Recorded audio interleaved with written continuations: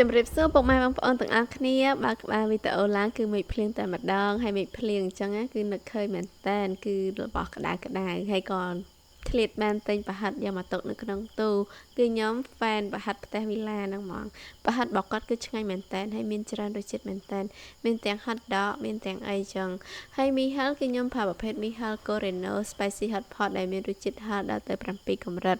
ហើយជាមួយការធ្វើមីនឹងដែរគឺបន្ថែមជាមួយនឹងគីមឈីជាមួយនឹងប្រូកូលីពណ៌ខៀវហើយនឹងស្ពៃខ្តៅពណ៌ស្វាយហើយប្រហិតរបស់គាត់ឥឡូវហ្នឹងគឺមានចេញរសជាតិមួយទៀតគឺសាច់ត្រីដោយសារតែគាត់ទៅបញ្ចេញចឹងអត់បានដាក់ logo បានទេហើយចំពោះប្រហិតរបស់គាត់គឺទិញ1គីឡូគឺថែមជូនកន្លះគីឡូពិសេសមែនតើហើយចំពោះពុកម៉ែបងប្អូនចង់ធ្វើការស្រស់ក៏បានអត់ក៏បានតែសម្រាប់របស់ខ្ញុំគឺខ្ញុំស្រស់ប៉ុន្តែស្តង់ដារនៃការធ្វើរបស់គាត់គឺអនាម័យខ្ពស់មែនតើហើយអត់មានយើងទិញមកគឺអត់មានចាប់មកល្អិលអត់ទេហើយប្រហិតរបស់គាត់គឺអត់មានដាក់ជាតិរក្សាទុកនោះទេហើយខ្ញុំក៏ធ្វើការចិតជាមួយនឹងបន្លែមានដូចជាស្ពៃប្រូកូលីជាមួយនឹងស្ពៃប៉ាស្វាយហើយបើបន្ថែមជាមួយនឹងផ្សិតទៀតគឺរត់តែឆ្ងាញ់តែដោយសារតែខ្ញុំគិតថាមានផ្សិតនៅក្នុងទូដែរតែដល់ពេលបើកមើលក្នុងទូទៅគឺផ្សិតអស់ហើយលេងអញ្ចឹងក៏អត់បានបន្ថែមជាមួយនឹងផ្សិតទេហើយក៏ថែមជាមួយនឹងសាច់គោបើសិនជាមានគ្រឿងសមុទ្រដូចជាបកាមកទៀតដាក់ជាមួយនឹងមីមួយចាននេះគឺធ្វើឲ្យរសជាតិមីកាន់តែឆ្ងាញ់មែនតែដោយសារតែមានតែសាច់គោអញ្ចឹងប្រហិតដែលខ្ញុំស្រស់ហ្នឹងគឺបានឆ្អិនហើយអញ្ចឹងគឺខ្ញុំស្រង់ទុកដើម្បីយក hot dog ហ្នឹងមកហាន់ជាចំណិតដាក់នៅក្នុងសរសៃមីរបស់យើងគឺខ្ញុំហាន់ជាបែបហ្នឹងដើម្បីឲ្យបានបន្ទះហើយឲ្យរសជាតិ hot dog ហ្នឹងចូលជាមួយនឹងទឹកមីទៀតរឹតតែឆ្ងាញ់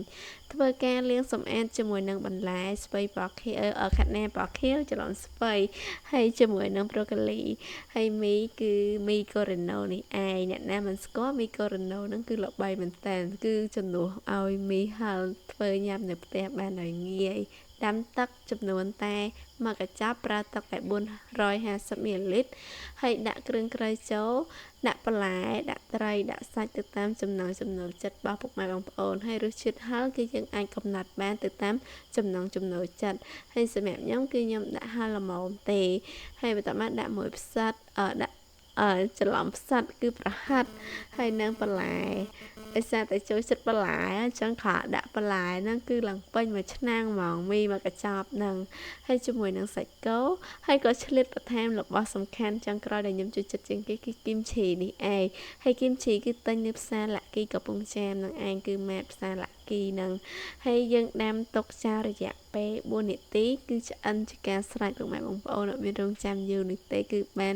មីហារសជាតិ7កម្រិតនៅផ្ទះញ៉ាំឡើងឆ្ងាញ់អរគុណពុកម៉ែបងប្អូនសម្រាប់ការពេញចិត្តនិងតាមដានទស្សនាវីដេអូរបស់នាងខ្ញុំសូមជួយចុច like Subscribe Share Follow ម្នាក់មួយផងអរគុណជម្រាបលា